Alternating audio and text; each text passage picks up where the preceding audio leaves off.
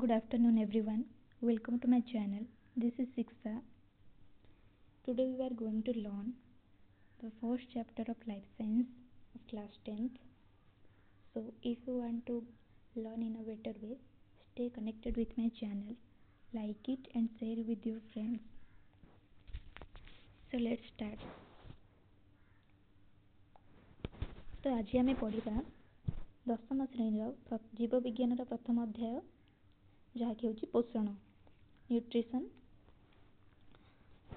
तो आम प्रथम थियोरी पार्ट गुड़ा कवर करवा देन आपणकर आम एमसीक्यू आनिबा। तो आप पढ़ु जदि किसी डाउट रोचे आप कमेंट सेक्शन में निश्चय शेयर करेंगे आप डाउट्स मुझे डाउट्स को क्लीयर करने चेष्टा करेंगे और किसी जदि क्वेश्चन आप देपारे कमेंट सेक्शन तेज आम से गुड़ा डिस्कस करवा। तो चलते स्टार्ट करवा।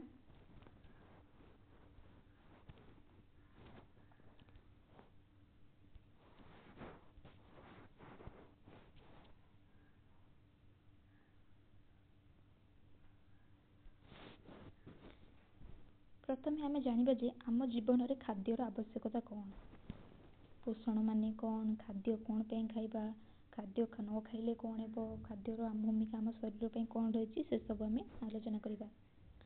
आम समस्ते खाद्य खाऊँ आम हेले पशु पक्षी जीव जंतु छोट छोट कीट पतंग समस्त खाद्यर आवश्यकता रही है।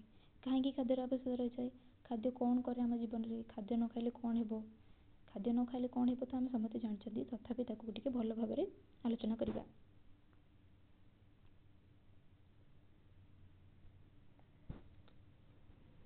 देखो आम जीवन में खाद्यर आवश्यकता कौन, आम शरीर में समन्वित भाव होता जैव रासायनिक प्रक्रिया जो जीवनर धारा अब्याहत रही है। यह व्यतीत कोष टिश्यू तथा अंग प्रत्यंगर गठन एवं शरीरर वृद्धि पाई और मरामती निमंते विभिन्न उपादान आवश्यक दरकार। ये समस्त चाहिदा खाद्य पूरण करिथाय, तेणु खाद्य आम शरीर पाई आवश्यक। तो से कौन कहूँ आम शरीर यार अर्थ होची आम प्रतिदिन सकाळु उठिबा ठारू शोइबा पर्यंत एपरिक शोइबा समय आम शोइले आम शरीर आभ्यंतरीण अंग प्रत्यंग गुड़िक तो कार्यरत थाए ना। तो यहपरि आम प्रत्येक दिन प्रति मुहूर्त जहाँ भी किसी काम करुँच आमको कौन दरकार, शक्ति दरकार। तो ये यही शक्ति गुड़िक केउठार आसिबो, यही शक्ति आसिबो आम पाई खाद्य खाइ द्वारा। खाद्य खाइले यह विभिन्न प्रक्रिया सरलीकरण होई हजम हुए एवं यह सरलीकरण हुए यार उपादान द्वारा आम शरीर को शक्ति आसे। तेणुक खाद्य खाइबा नितांत आवश्यक। तेज कौन आम केवल गोटे प्रकार खाद्य खाइबा कि, केवल गोटे प्रकार खाद्य समस्त प्रकार शक्तिर उपादान रही आम शरीर को विभिन्न प्रकार करुवा कार्य विभिन्न प्रकार उपादान दरकार। तेणु समस्त प्रकार उपादान रही खाद्य को आम मिश्रित भाव में खाइबा। केवल गोटे उपादान रही खाद्य खाइले आम शरीर आवश्यकता केबे भी पूरण हेबनी। जेपरि आम शरीर में आम कौन शारीरिक अधिक परिश्रम जनित कार्य करवा तेज अधिक शक्ति आवश्यक। तेज आम एपरी खाद्य खाइबा दरकार जहाँद्वारा आमको अधिक शक्ति मिल। ठीक सेहीपरि आम शरीर में नूतन कोषर गठन है, नूतन तंतु गुड़िकर गठन है, यह सब गठन पर आमको अन्य उपादान आवश्यक। जो उपादान आमको शक्ति मिलूँ से ही उपादान कौन यही सब आवश्यकता पूरण हो कि हेब नहीं, एथिपाई आमको अलग उपादान थिबा खाद्य खाइबा दरकार। तेणुक आम खाद्य खाइबापी समस्त प्रकार उपादान खाइबा खाद्य खाइबा जमीक आपण पिलादिन भी पढ़ी सुषम खाद्य जो समस्त प्रकार आवश्यक खाद्य परिमाण निश्चित भाव में थाए। तो आम जो प्रतिदिन कार्य करिथांती जीवन धारा चली थाए से आमको शक्ति दरकार, विभिन्न प्रकार कार्य विभिन्न प्रकार खाद्य उपादान दरकार। यह व्यतीत आमर है कोष टिश्यू शरीर अंग प्रत्यंग ये समस्तर गठन शरीर वृद्धि है जमी गोटे छोट छुआटे थाए ताकू भी पोषण आवश्यकता रही। ताकू आम जिते सुषम खाद्य देवा तार सब प्रकार वृद्धि ठीक भाव में हो पार। छोट पिलाटे थाए आम देखा सी धीरे धीरे धीरे धीरे बढ़ुची, तो किपरि बढ़ुची ता शरीर में जो जो खाद्य उपादान आवश्यकता होगी जोगाई देले तार वृद्धि कौन हे संपूर्ण भाव में एवं ପିଲାଟି ସୁସ୍ଥ ଭାବରେ ବୃଦ୍ଧି କରିପାରିବ। ଆମେ ଏପରି ମଧ୍ୟ କିଛି ଲୋକଙ୍କୁ ଦେଖିଥିବା ଯେଉଁମାନଙ୍କର ଶରୀରର ବୃଦ୍ଧି ଠିକ୍ ଭାବରେ ହୋଇନଥାଏ। କାହିଁକି? କାରଣ ସେମାନଙ୍କ ଶରୀରରେ ଯେଉଁ ଖାଦ୍ୟ ପଦାର୍ଥର ଆବଶ୍ୟକତା ଥାଏ, ଯେଉଁ ଉପାଦାନର ଆବଶ୍ୟକତା ଥାଏ, ସେ ସେମାନଙ୍କୁ ଯଥେଷ୍ଟ ପରିମାଣରେ ମିଳିପାରିନଥାଏ, ଯାହାଫଳରେ ସେମାନଙ୍କର ଶରୀର ବୃଦ୍ଧି ଠିକ୍ ଭାବରେ ହୋଇପାରିନଥାଏ। ଶରୀରର ବୃଦ୍ଧି ପାଇଁ ଓ ମରାମତି ନିମନ୍ତେ ବିଭିନ୍ନ ଉପାଦାନ ଦରକାର। ଏ ସମସ୍ତ ଚାହିଦା ଖାଦ୍ୟ ପୂରଣ କରିଥାଏ। ତେଣୁକରି ଆମ ଶରୀରର ଯେଉଁ ବିଭିନ୍ନ ଅଙ୍ଗ ପ୍ରତ୍ୟଙ୍ଗର ଗଠନ ହେଲା, କୋଷ କିମ୍ବା ଟିସ୍ୟୁର ଗଠନ ହେଲା, ଏହିସବୁ ଗଠନ ନିମନ୍ତେ ଆମକୁ ଉପାଦାନ ଦରକାର ଏବଂ ଏହି ଉପାଦାନ ଆମକୁ କେଉଁଠାରୁ ମିଳିବ? ଖାଦ୍ୟ। ତେଣୁ ଆମେ କେବଳ ଏକ ପ୍ରକାର ଖାଦ୍ୟ ନ ଖାଇ ସମସ୍ତ ପ୍ରକାର ଉପାଦାନ ରହିଥିବା ଖାଦ୍ୟ ଖାଇବା ଆବଶ୍ୟକ।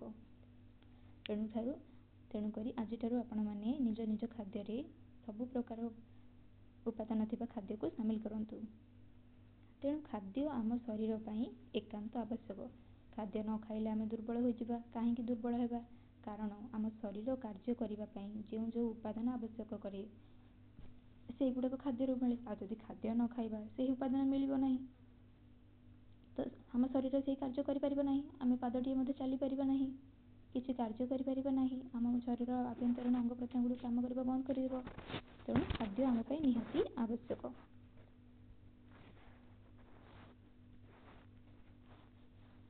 ଏବେ ଦେଖିବା ନେକ୍ସଟ କ'ଣ କହିଛି।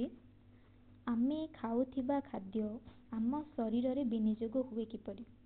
ତ ଏପର୍ଯ୍ୟନ୍ତ ଆମେ କ'ଣ ବୁଝିଲେ ଯେ ଆମେ ଖାଦ୍ୟ ଖାଇବା କାହିଁକି ଏବଂ କେଉଁ କେଉଁ ଖାଦ୍ୟ ଖାଇବା।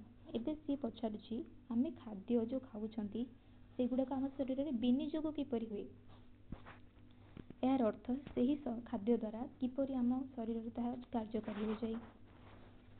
ଶକ୍ତି ଆହରଣ ଓ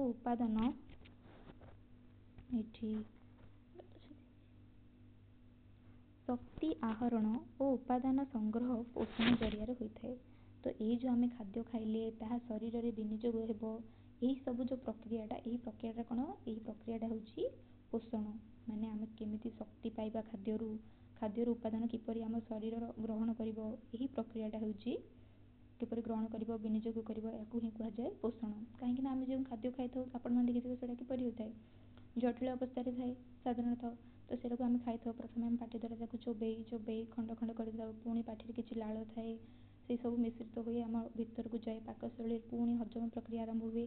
ଏହିପରି ଭାବରେ ସୋପାନ ପରେ ସୋପାନ ଦେଇ ଖାଦ୍ୟଟି କ'ଣ ଧୀରେ ଧୀରେ ସରଳୀକୃତ ହୋଇଥାଏ। ଏହି ସରଳୀକୃତ ଖାଦ୍ୟରୁ ଆମ ଶରୀର ଆବଶ୍ୟକ ପରିମାଣରେ ଉପାଦାନ ସଂଗ୍ରହ କରିଥାଏ, ଯାହାଦ୍ୱାରା ଆମକୁ ଶକ୍ତି ମିଳିଥାଏ ଏବଂ ଶରୀର ବିଭିନ୍ନ କାର୍ଯ୍ୟ କରିବା ପାଇଁ ସକ୍ଷମ ହୁଏ। ତେଣୁ ଏହି ପ୍ରକ୍ରିୟାଟା ହିଁ ହେଉଛି ପୋଷଣ। ଆମେ ଖାଦ୍ୟ ଖାଇବା ଠାରୁ ଆରମ୍ଭ କରି ସରଳୀକରଣ ହେବା, ହଜମ ଜୀର୍ଣ୍ଣ ହେବା ଏବଂ ଏହି ସରଳୀକୃତ ଖାଦ୍ୟରୁ ଶରୀର ଆବଶ୍ୟକ ପରିମାଣରେ ଉପାଦାନ ସଂଗ୍ରହ କରି ନିଜର କାର୍ଯ୍ୟରେ ଲଗାଇବା ହିଁ ହେଉଛି ପୋଷଣ। ଆଶା କରୁଥିବି ଆପଣ ବୁଝିପାରିଥିବେ ପୋଷଣ କ'ଣ। ଏବେ ନେକ୍ସଟ ଦେଖିବା ଶକ୍ତି ମୋଚନ।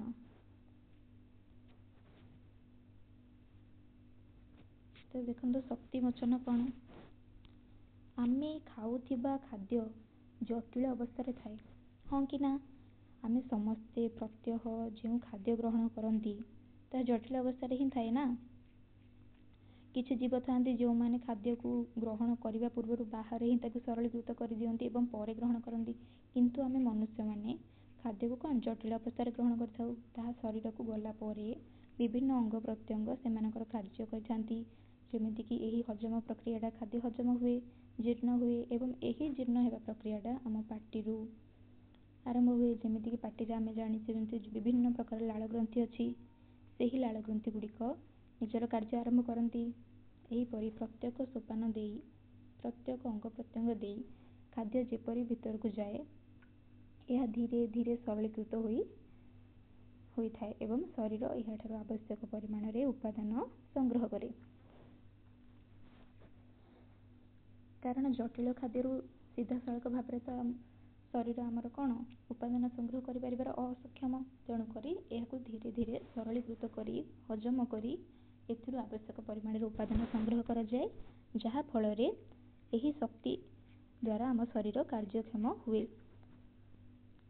ଜୀବ ଶରୀର ମଧ୍ୟରେ ଏହା ସରଳ ଉପାଦାନରେ ପରିଣତ ହୁଏ। କେଉଁଠି? ଜଟିଳ ଖାଦ୍ୟଟା ଯେଉଁ ଆମେ ଖାଇଥାନ୍ତି ତାହା ଆମ ଶରୀରକୁ ଗଲା ମାତ୍ରେ ବିଭିନ୍ନ ଗ୍ରନ୍ଥି ହେଲା, ଅଙ୍ଗ ପ୍ରତ୍ୟଙ୍ଗ ସେମାନଙ୍କ କାମ କରିଥାନ୍ତି ଖାଦ୍ୟକୁ ସରଳୀକୃତ କରିବାରେ, ଯାହାଦ୍ୱାରା ଏହି ସରଳୀକୃତ ଖାଦ୍ୟରୁ ଆମକୁ ଶରୀର ଗଠନ ପାଇଁ ହେଲା, ଶରୀରର କାର୍ଯ୍ୟ ପାଇଁ ହେଲା ବିଭିନ୍ନ ଶକ୍ତି ମିଳିଥାଏ। ପ୍ରତ୍ୟେକ ଅଙ୍ଗ ପ୍ରତ୍ୟଙ୍ଗରେ ଉପଲବ୍ଧ ହୁଏ। ତ ଏହି ଯେଉଁ ସରଳୀକୃତ ଉପାଦାନ ମିଳିବ ଖାଦ୍ୟରୁ, ସରଳୀକୃତ ହେଲା ଖାଦ୍ୟଟା, ସେଥିରୁ ଆମେ ଶକ୍ତି ଆହରଣ କରିବା। ଏହା କ'ଣ? ପ୍ରତ୍ୟେକ ଅଙ୍ଗ ପ୍ରତ୍ୟଙ୍ଗ ନିକଟକୁ ପହଞ୍ଚିପାରେ।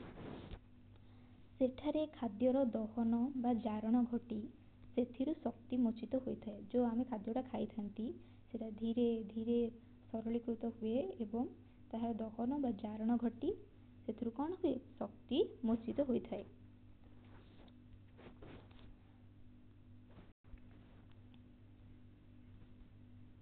ନେକ୍ସଟ ହେଉଛି ଚୟାପଚୟ।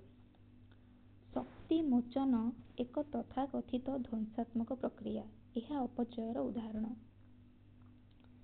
ଖାଦ୍ୟରୁ ଶରୀର ଗଠନ ପାଇଁ ଆବଶ୍ୟକ ଉପାଦାନ ସୃଷ୍ଟି ହେବା ଏକ ଗଠନମୂଳକ ପ୍ରକ୍ରିୟା। ଏହାକୁ ଚୟ କୁହାଯାଏ। ତ କ'ଣ କହିଲା ସେ?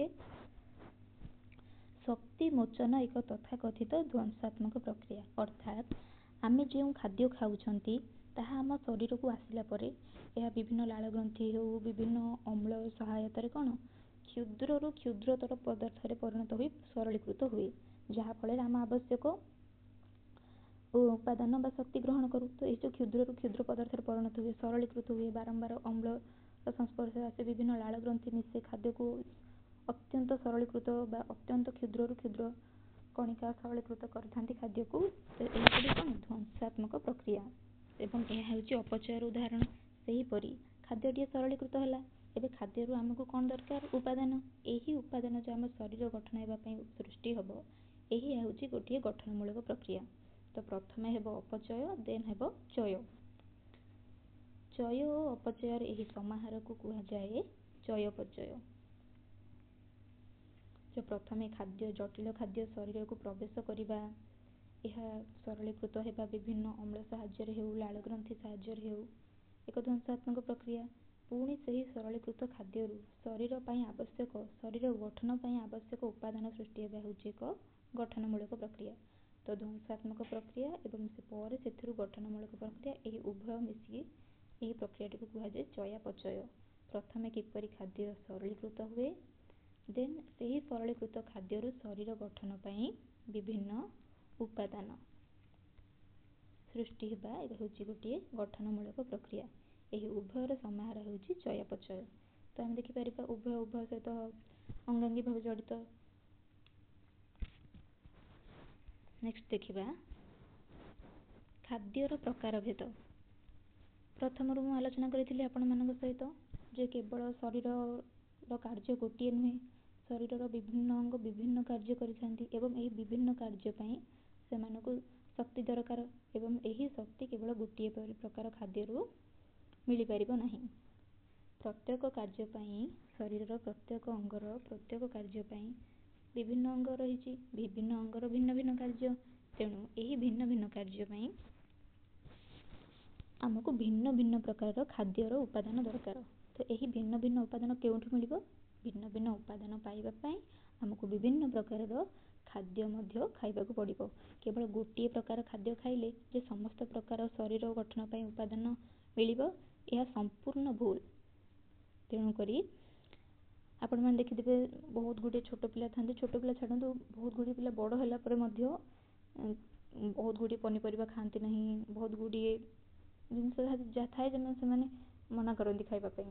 ତ ଏହା ଗୋଟେ କ'ଣ ବଦ ଅଭ୍ୟାସ, ଯାହାଦ୍ୱାରା ଶରୀର ଉପାଦାନ ପାଇଁ ଗଠନ ପାଇଁ ଯେଉଁ ଉପାଦାନ ଆବଶ୍ୟକ ତାହା ମିଳିବ କି ଠିକ୍ ଭାବରେ ମିଳେ। ତେଣୁକରି କ'ଣ କୁହାଯାଇଥାଏ, ଆମକୁ ପ୍ରତ୍ୟେକ ବ୍ୟକ୍ତି ହେଉ, ଛୋଟ ପିଲା ହେଉ, ଶିଶୁ କିମ୍ବା ବୟସ୍କ ବ୍ୟକ୍ତି ହୁଅନ୍ତୁ, ସମସ୍ତଙ୍କୁ କ୍ଷୀର ପିଇବା ଆବଶ୍ୟକ।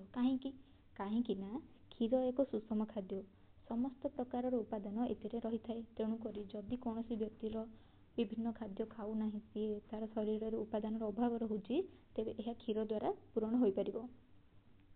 ତେବେ ଚାଲନ୍ତୁ ଦେଖିବା ଏହି ଖାଦ୍ୟର ପ୍ରକାରଭେଦ କ'ଣ, କେତେ ଭାଗରେ ଆମର ଖାଦ୍ୟକୁ ବିଭକ୍ତ କରାଯାଇଛି, କେଉଁ କେଉଁ ଉପାଦାନ ଆଧାରରେ ବିଭକ୍ତ କରାଯାଇଛି, ବିସ୍ତୃତ ଭାବରେ ଦେଖିବା।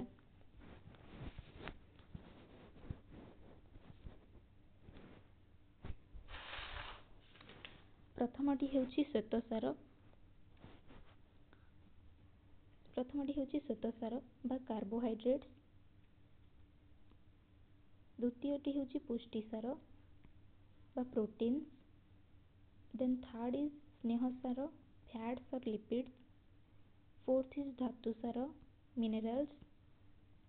द लास्ट वन और फिफ्थ इज जल, वाटर। तो आम जिते प्रकार भी खाद्य खाती से समस्त को सरलीकृत कर जलर बहुत गुड़िए विराट भूमिका रही। कहीं आम केते खाद्य खाइले भी जदि जल न पिउछंती तो खाद्य गुड़िक सरलीकृत हो पारिबो नहीं। तो आम नेक्स्ट क्लास रे नेक्स्ट पार्ट रे श्वेतसार, पुष्टिसार, स्नेहसार, धातुसार और जल विषय विस्तृत आलोचना करिबा। केउं उपादान मिले, शरीर रे यार भूमिका कौन से विषय संपूर्ण भाव में आलोचना करिबा। जदि क्लासटी आपको भल लगी थाए लाइक टी करेंगे, शेयर करेंगे एवं कमेंट निहाती करेंगे एंड सब्सक्राइब करने को भूलिए नहीं। Thank you.